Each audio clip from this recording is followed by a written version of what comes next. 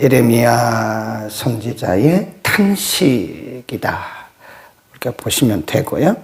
사실 남한국 유다가 멸망한 것은 개인적으로 예레미야의 어떤 실수나 예레미야 선지자의 죄는 아니죠. 물론 포괄적으로 넓게 보면 예레미야 선지자의 실수나 예레미야 선지자의 죄도 포함이 되긴 하죠. 그러나 이 국가가 망한 것은, 남한국 예루살렘이 망한 것은 꼭 예레미야의 실수나 예레미야의 죄 때문만 아니죠. 그런데 오늘 본문에 보면 이 3장은 그 유명한 예레미야 선지자의 탄식의 기도입니다. 오늘 본문에 보면 다 뭐라고 기도하죠? 3절에 보면 여호와의 노하신 매로 고난당한 자는 네로다.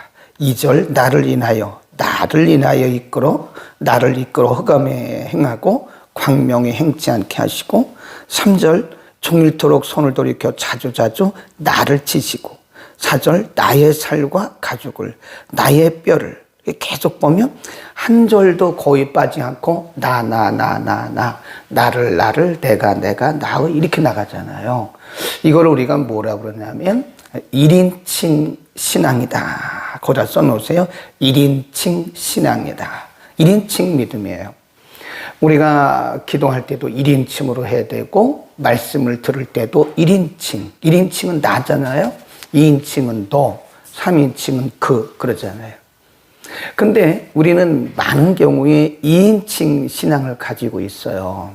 어떤 문제가 생기면 당신 때문이에요. 당신이 기도하지 않았어요. 나는 열심히 기도했는데 당신 기도하지 않았고, 나는 열심히 주를 섬겼는데 당신들이 열심히 하지 않았어요. 나는 옳았는데 당신들은 틀렸어요. 우리는 거의 이런 2인칭 신앙을 가지고 있어요. 근데 이게 얼마나 우리의 공동체를 힘들게 하는지 모릅니다. 성숙한 공동체는 1인칭입니다. 당신 때문이 아니에요. 나 때문이에요. 내가 기도하지 않아서 그런 거예요. 우리 교회가 어려움을 당한 것은 나 때문이에요. 내가 기도하지 않았고, 내가 하나님 말씀 앞에 바로 서지 못했어요. 이렇게 말해야 되는데, 제가 볼 때는 대부분의 교회가, 대부분의 성도들이 2인칭입니다. 나는 열심히 했어요. 그런데 여러분들이, 당신들이, 목사님이, 장로님이, 권사님이, 당신들이 열심히 하지 않아서 그렇고, 당신들이 회개하지 않아서 그래요. 가정에서도, 가정에 어떤 문제를 만나면 남편 당신이 잘못했죠. 내가 기도하라고 그랬죠? 왜 기도하지 않았어요? 나는 열심히 했잖아요. 이게 다 2인칭이래. 그러니까 이게 문제가 해결이 안 되는 거예요. 거기 보세요. 계속입니다. 계속. 거의 한 절도 안 빠지고 나오는 것이 1인칭. 내가 내 심령으로 나의 다 그렇게 1인칭 신앙이다. 그러면서 사실 여기서 나라고 하는 것은 누구를 상징한다고 우리가 봐야 되냐면, 나는 예루살렘, 남한국 유다를 상징하는 것이다. 거기 보세요. 1절 다시 여호와의 노하신 매, 거기 줄봅시다. 매. 하나님이 치신 거예요. 이 매는 바벨론을 상징하죠. 하나님의 분노하신 매로 인하여 고난을 당했다. 매.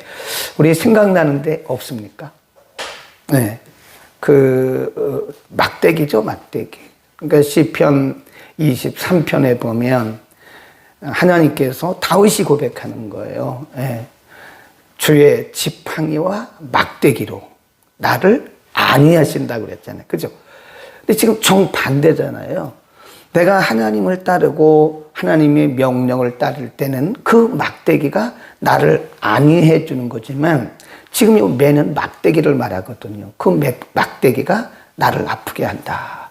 이게 매우 대조적인 거죠. 그러니까 우리가 하나님의 말씀대로 살 때는 주의 막대기와 지팡이로 우리를 이렇게 안위해 주지만, 우리가 하나님을 떠나고 말씀대로 살지 않을 때는 그 막대기가 우리를 치는 그런 진노의 막대기가 될 수도 있는 것이다. 2절 나를 이끌어 흑암에 행하고 광명에 행치 않게 하셨다. 종일토록 손을 돌이켜 자주자주 나를 치시도다. 이 말씀은요, 하나님이 손을 거두지 않으시는 거예요. 그러니까 지속적인 하나님의 진노를 의미합니다. 하나님의 진노에도요, 이게 강도가 있더라고요. 강도. 강할 때가 있고, 약할 때가 있고, 중간일 때가 있어요. 그러니까 우리가 우리의 잘못을 깨닫고 빨리 돌이킬 때는 이 강도가 약해요. 그런데 듣지도 못하고 보지도 못하고 깨닫지도 못할 때는 어쨌든 하나님의 의도는 우리를 깨닫고 돌이키는 것이 목적이기 때문에 그 강도가 강해요. 그러니까 강도가 강하다라고 하는 것은, 하나님의 때리는 강도가 강하다는 것은 우리가 아직도 덜 깨닫고 있다라고 하는 것을 말하고 있는 거죠. 4절, 나의 살과 가죽을 쇠하게 하시며 나의 뼈를 꺾으셨고 담즙과 수고를 쌓아 나를 애우셨다. 그 말은요, 애우셨다는 말은 이렇게 둘러치셨다. 그 말, 둘러치셨다. 피할 수 없게 하신 거죠. 하나님이 진노로 우리를 때리실 때는 항복하는 게 가장 최선의 길입니다. 하나님 잘못했습니다 하고 양손 양볼 다 들고 하나님 앞에 절대적으로 철저하게 항복하는 게 최선의 길이에요. 자꾸 하나님 앞에 이렇게 이래서 그런 거라고, 이래서 그런 거라고 자꾸 이렇게 핑계를 대면 그 기간만 길어져요. 네, 합리화하지 말라. 하나님 다 알고 계시는데 우리가 그거를 합리화하면 되겠습니까? 하나님 죄송합니다. 잘못했습니다. 제가 생각이 짧았습니다. 제가 생각을 잘못했습니다. 제가 불순종했습니다. 이래야 되는데 하나님 제가 이래서 그랬고요. 이래서 그랬고요. 이래서 그렇게 핑계대면 안 된다니까요. 네. 그 얘기입니다. 하나님께서 우리를 애워버리면 피할 길이 없어요. 회개하는 게 사는 길입니다. 7절도 보세요. 시작. 나를 둘러싸서 나가지 못하게 하시고 나의 사슬을 무겁게 하셨다. 그랬잖아요. 못 피하지 못하도록, 피할 수 없는 그런 지경에까지 이러신다. 근데 우리가 하나님께 순종하잖아요. 하나님 말씀대로 살고 우리가 하나님의 뜻에 순종하잖아요. 그러면 하나님이 사방의 길을 여시는 거예요. 그럴 때가 있습니다. 사방에, 동서사방에. 동으로 가도 문이 열리고 서로 가도 문이 열리고 북으로 가도 문이 열리고 남으로 가도 열리고, 물론 하나님이 은혜죠. 그때 우리가 교만하면 안 됩니다. 그럼 교만하면 하나님이 문을 탁탁탁탁 닫아버리세요. 겸손해집니다. 하나님의 은혜구나. 하나님이 은혜 주셨구나. 그리고 더 겸손히 더 낮아지고 더 낮아져야 됩니다. 조금이라도 내 의로운 것처럼, 내가 잘해서 뭘 그런 것처럼 우리가 머리를 들면 들수록 하나님이 탁탁탁탁 막아줄 수 있는 거예요. 우리는 평생에 하나님의 은혜로 겸손해야 된다. 그 다음에 8절. 9절 한 번 더 읽을까요? 9절 시작. 다듬은 돌을 쌓아 내 길을 막으사 내 첩경을 굳게 하셨도다. 그렇죠? 한번 막으시면 우리가 피할 길이 없는 거다. 8절, 내가 부르짖어 도움을 구하나 내 기도를 물리치신다. 하나님은 너희가 무엇이든지 구하면 부르짖어라. 그러면 내가 너에게 응답하신다고 말씀하셨는데요. 우리가 불순종일 때는 하나님이 의도적으로 이렇게 침묵하세요. 침묵. 여기 보면 기도를 물리치신다고 그랬잖아요. 그것은 침묵을 상징합니다. 하나님께서 침묵하시는 거예요. 아무런 대답이 없는 거죠. 사실은 하나님이 침묵하시기 때문에 하나님이 침묵하시는구나 라고 우리가 느껴질 때는 뭔가 하나님의 의도가 있는 거죠. 하나님이 돌아가셨나? 하나님이 나를 버리셨나? 하나님이 내 기도를 안 들으시나? 그렇게 너무 절망하지 마시고요. 하나님이 침묵을 하실 때는 우리로 하여금 깨달으라는 거죠. 깨달으라고. 깨달아라. 그런 의미고요.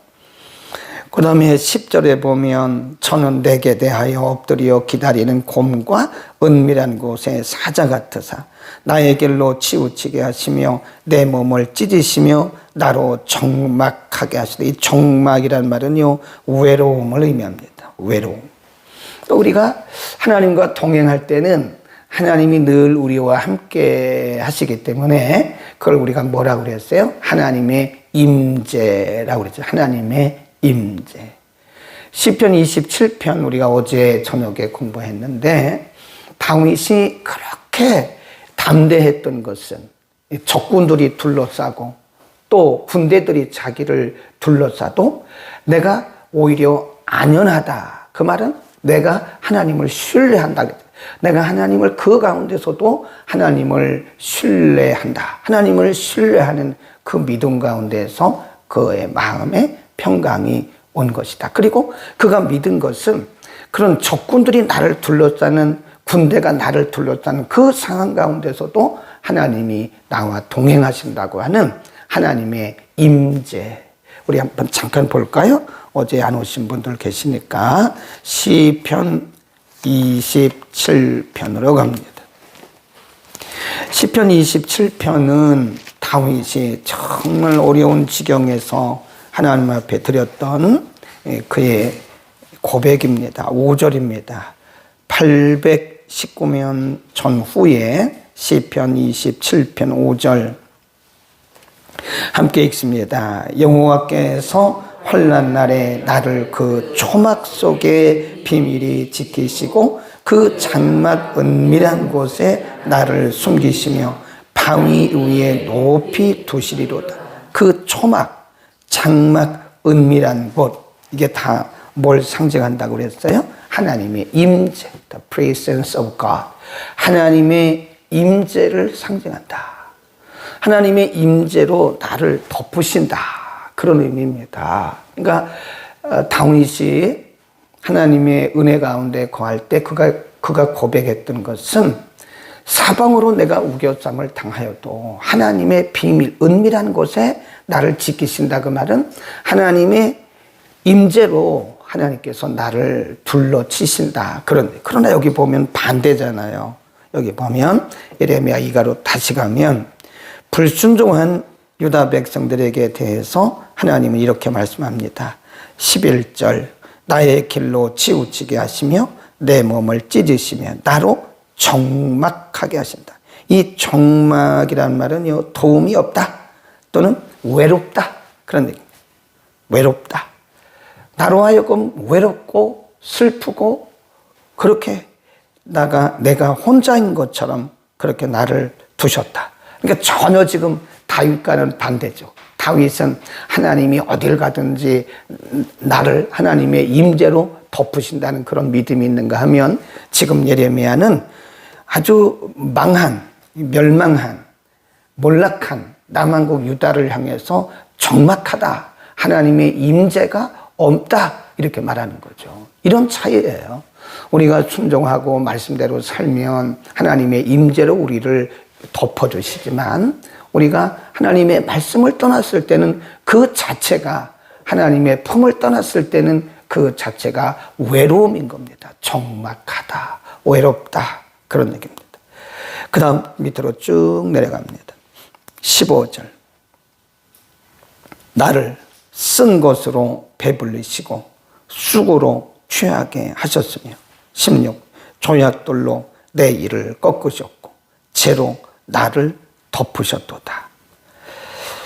쓴 것, 쑥, 조약돌, 재 이런 것은 고통을 상징하죠.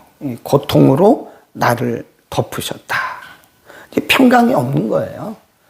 하나님이 우리에게 주시는 축복 중에 가장 큰 축복 중에 하나가 평강입니다. 평강.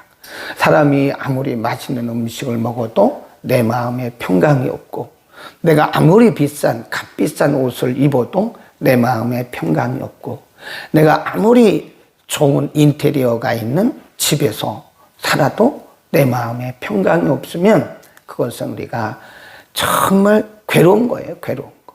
그 자체가 평강이 없으면 사람은 살 수가 없죠. 그래서 성령이 우리 가운데 오실 때 주시는 9가지 열매 중에 하나가 평강입니다. 평강. 예수님께서도 부활하신 후에 제자들에게 제일 먼저 하신 말씀이 나타나셔서 부활하신 후에 예수님이 제자들에게 나타나셔서 하신 말씀이 평강이 너에게 있을지어다 였어요. 그거 왜 그랬을까요?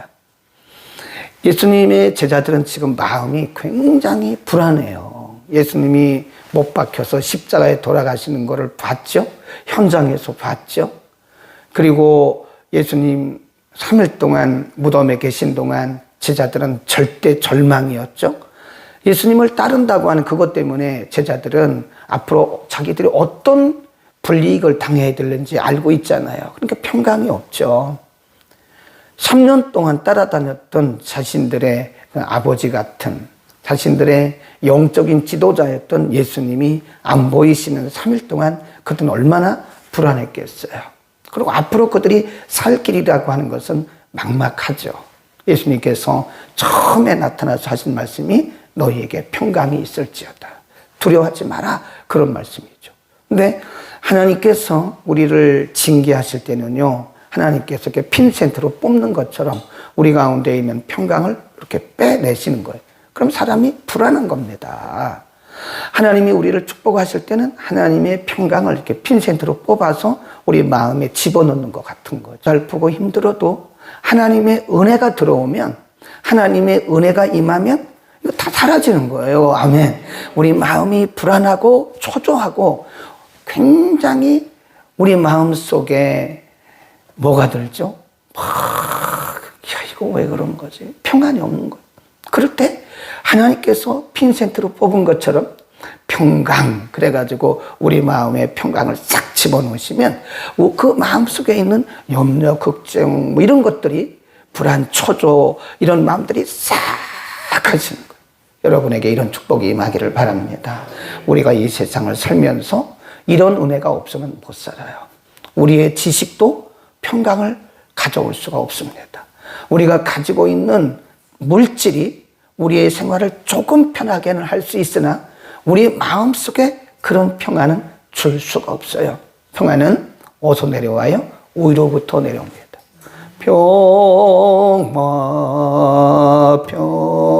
평화로다 하늘 위에서 내려오네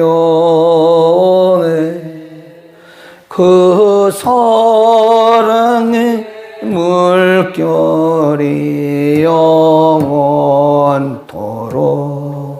내 영혼을 덮으소서. 그렇잖아요. 그 평강은 하나님께로부터 오는 거예요.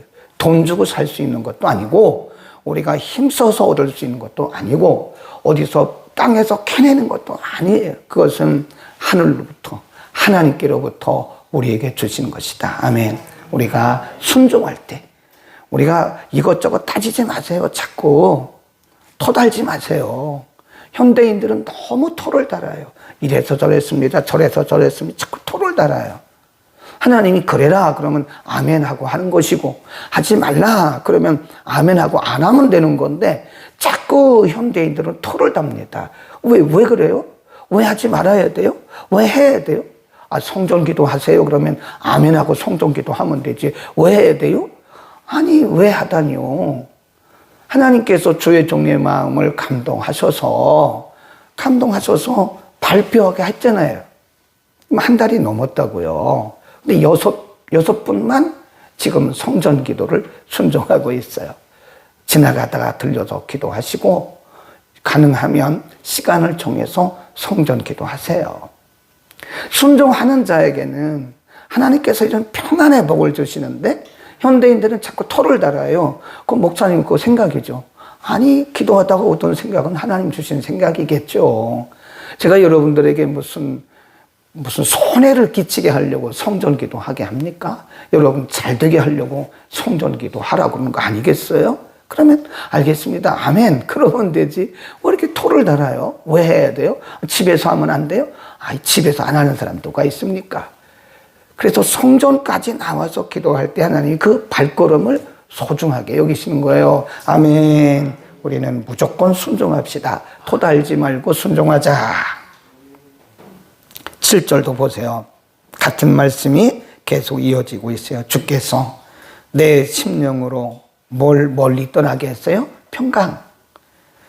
주께서 내 심령으로 평강을 멀리 떠나게 하시니 내가 복을 잊어버렸으며 스스로 이르기를 나의 힘과 여호와께 대한 내 소망이 끊어졌다. 사실은 하나님께서 그 손을 그 끈을 놓으신 것은 아니죠. 근데 인간 편에서 볼 때는, 예레미야 입장에서 볼 때는 하나님이 놓으셨구나. 우리 민족을 놓으셨구나.